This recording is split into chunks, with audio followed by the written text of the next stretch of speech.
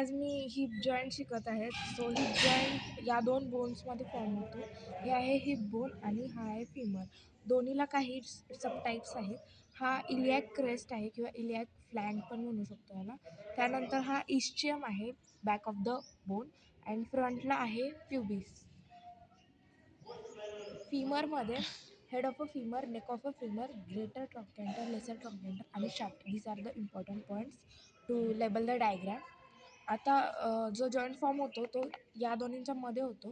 हा एक सायनोवेल type of joint आहे. त्याचं सबटाईप आहे बॉल अँड सॉकेट जॉईंट आणि हा मल्टी ॲक्झियल असतो आणि ह्याला भरपूर स्टेबिलिटी असते कारण सुपिनेशन आणि प्रोनेशन ह्याच्यामध्ये रेस्ट्रिक्टेड असतं.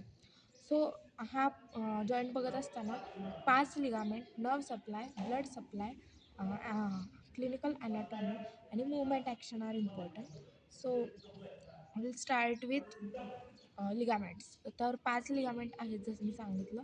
पहिली आहे इस्चियोफिमरल लिगामेंट, दुसरी आहे इलियोफिमरल लिगामेंट, तिसरी आहे प्युबोफिमरल लिगामेंट, चौथी आहे ligament of head of a femur आणि पाचवी आहे ट्रान्सवर्स लिगामेंट जी आडवी असते दोन्ही बोन्सला जॉईन करते. So next is a blood supply. Blood supply mainly femoral आर्टरीने दिला जातो, पण त्यामध्ये लॅटरल सर्कमफ्लेक्स फिमोरल आर्टरी आणि मीडियल सर्कमफ्लेक्स फिमोरल आर्टरी त्यासोबत acetabular branch of femoral artery present असतात.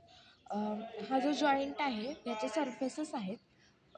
हा जो आतला सर्फेस आहे त्याला म्हणतात ॲसिटॅब्युलर नॉच ऑफ ॲसिटॅब्युलर लॅब्रम आणि हा 2/3 part of head of a femur यामध्ये हा जॉईंट झालेला आहे आणि त्या जॉईंटला सपोर्ट करण्यासाठी ह्या 5 लिगामेंट आहेत. ब्लड सप्लाय झाला. नर्व सप्लाय देण्यासाठी femoral nerve is a main आणि फिमोरल नर्वमध्ये ऑब्च्युरेटर नर्व असेल, फिमोरल ऑब्च्युरेटर नर्व असेल, क्वाड्रॅटिस फिमोरस असेल, सुपिरियर आणि इन्फिरियर ग्लुटियल नर्व्स असतील या नर्व सप्लाय देत आहेत या बोन्सला. त्यानंतर त्यानंतर आपण मूवमेंट आणि ॲक्शन बघूयात.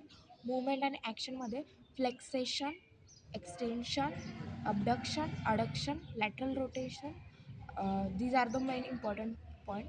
फ्लेक्सेशन होत आहे इलिओप्सॅसच्या रेक्टस फिमोरिस मसलने फ्लेक्सेशन होत आहे. अडक्शनसाठी 3 मसल्स आहेत, adductor longus, adductor brevis, adductor Magnus.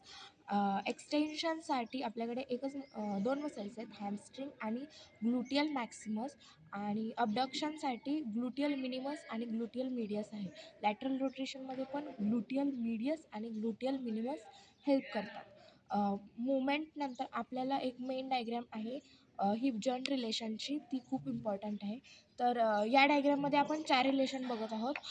हे anterior relation, पोस्टियर relation, Superior relation आणि इन्फिरियर रिलेशन. तर सुरुवात करते मी सुपिरियर रिलेशनपासून. सुपिरियर रिलेशनमध्ये थोडासा पार्ट ऑफ ग्लुटियल मॅक्सिमस येतो, ग्लुटियल मीडियस येते, ग्लुटियल मिनिमस येते आणि reflected head of rectus femoris येतं. इन्फिरियर पार्टमध्ये आपल्याला पाहायला मिळतं adductor muscles, adductor longus, adductor brevis, adductor magnus, त्याचसोबत ऑब्च्युरेटर एक्स्ट्रीमस आणि ग्लॅसिलिस मसल पण पाहायला मिळते इन्फिरियर रिलेशनमध्ये. अँटेरियर रिलेशनमध्ये आपल्याला पाहायला मिळतं ग्लुटियल मॅक्सिमसचा पूर्ण part, pyramid muscle, quadricep muscle, bicep muscle, 3 main nerve, superior femoral nerve, inferior femoral nerve, sciatic nerve, obturator internus with gemelli. इतके अँटेरियरली इम्पॉर्टंट आहेत. पोस्टिरियरली आपण पाहिलं तर सारे नर्व्स, आर्टरीज आणि वेन्स पोस्टिरियरली असतात. Femoral artery, femoral nerve, femoral vein, त्याचसोबत tendon of इलिओप्सॅस, सायनोव्हियल bursa आणि 2 मसल्सची नावं येतात, पेक्टिनियस आणि straight head of rectus femoris. हे आहे हिप जॉईंट रिलेशन. झालं एवढंच.